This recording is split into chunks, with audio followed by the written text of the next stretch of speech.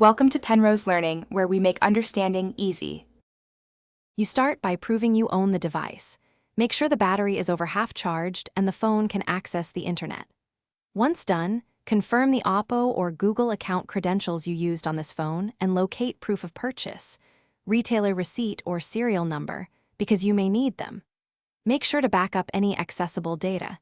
If you can't unlock, remove the SIM and SD card to protect them. These steps avoid delays and prepare you for an official reset or recovery path.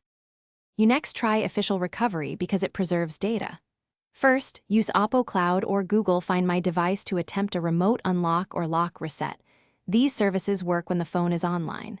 If you forget your password, use the account recovery flow, reset the password, retrieve 2 FA codes, or approve from a trusted device. Once done, make sure to sign back into the same account on the phone. If factory reset protection is active, you will need the original account credentials to proceed. If recovery failed, perform an official factory reset in recovery mode. Power off, hold volume down and power until the Oppo logo appears, choose Wipe Data or Factory Reset, and confirm. This erases user data, so you must be sure.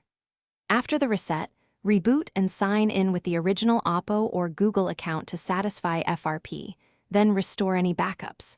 If the account isn't accepted or you hit activation lock, make sure you have the original purchase proof and contact Oppo support.